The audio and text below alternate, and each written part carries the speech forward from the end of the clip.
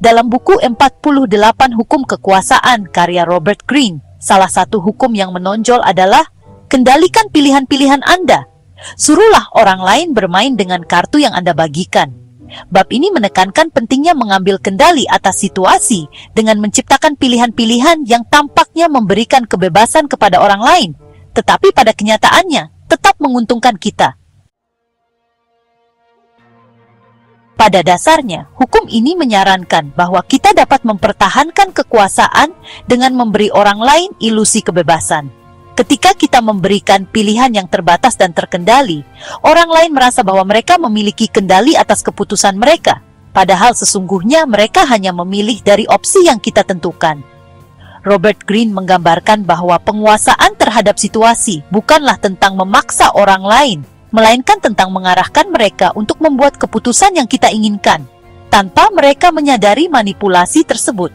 Pendekatan ini lebih efektif daripada paksaan langsung, karena menciptakan rasa otonomi bagi pihak lain. Mengendalikan pilihan memberi kita keuntungan strategis dalam situasi apapun. Beberapa alasannya meliputi: 1. Mengurangi perlawanan. Orang cenderung memberontak jika merasa dipaksa untuk mengikuti perintah. Namun, jika mereka merasa memiliki kebebasan untuk memilih, mereka lebih cenderung mengikuti jalur yang telah kita tentukan. 2. Menghilangkan ketidakpastian.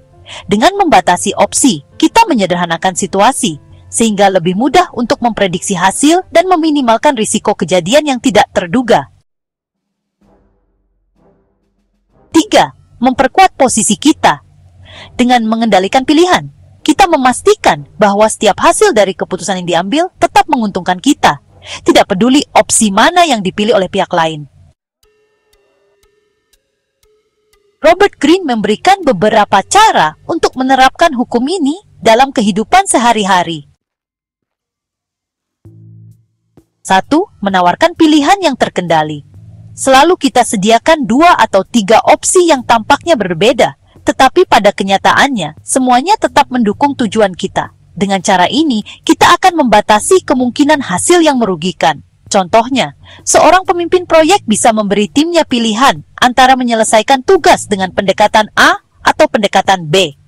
Meskipun kedua pendekatan itu sebenarnya sama-sama mendukung hasil yang diinginkan pemimpin. 2. Menciptakan ilusi kebebasan.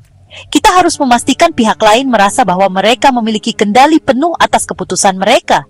Kita hindari menunjukkan bahwa kita sedang memanipulasi situasi.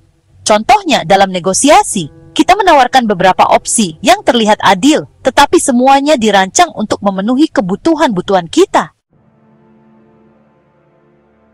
3. Menghilangkan pilihan lain. Kita harus membuat opsi lain terlihat tidak menarik atau bahkan berisiko. Dengan cara ini, kita secara halus mendorong orang lain untuk memilih opsi yang kita inginkan. Contohnya, seorang manajer dapat menyarankan 2 strategi pemasaran, tetapi menyoroti kelemahan besar dari salah satu strategi sehingga tim cenderung memilih strategi yang ia inginkan. 4. Menggunakan waktu sebagai tekanan. Kita harus membatasi waktu untuk membuat keputusan, sehingga orang lain merasa perlu memilih cepat tanpa memikirkan opsi lain. Contohnya, Anda bisa mendapatkan diskon besar jika memutuskan sekarang juga, adalah taktik umum dalam penjualan untuk membatasi waktu refleksi. Salah satu contoh terkenal dalam sejarah adalah strategi Napoleon Bonaparte. Ketika menghadapi musuh di medan perang, Napoleon seringkali mengatur kondisi medan dan situasi sehingga musuhnya hanya memiliki sedikit pilihan yang jelas. Dengan mengarahkan musuh ke area yang ia kendalikan, Napoleon memastikan bahwa apapun keputusan musuh, hasilnya tetap menguntungkannya. Robert Greene juga memperingatkan bahaya tidak mengendalikan pilihan kita sendiri atau orang lain. Ketika kita gagal mengatur opsi yang tersedia, kita akan membuka peluang bagi pihak lain untuk mengambil kendali. Ini bisa membuat kita berada di posisi yang rentan, karena kita dipaksa untuk bereaksi daripada memimpin. Contohnya adalah seorang pemimpin bisnis yang tidak mempersiapkan alternatif dalam negosiasi. Tanpa rencana cadangan, ia mungkin terjebak dalam situasi di mana pihak lain menentukan semua syarat, membuatnya kehilangan posisi tawar. Hukum ini tidak hanya berlaku dalam situasi besar seperti politik atau perang, tetapi juga dalam kehidupan sehari-hari. Berikut adalah beberapa cara menerapkannya. Dalam hubungan sosial, saat merencanakan aktivitas bersama teman atau keluarga, kita bisa menawarkan beberapa pilihan yang semuanya sesuai dengan preferensi kita. Dengan cara ini, kita tetap bisa mengendalikan hasil tanpa terlihat memaksakan. Dalam bisnis, ketika menawarkan produk atau layanan, kita bisa membuat beberapa paket yang berbeda dengan manfaat yang menarik.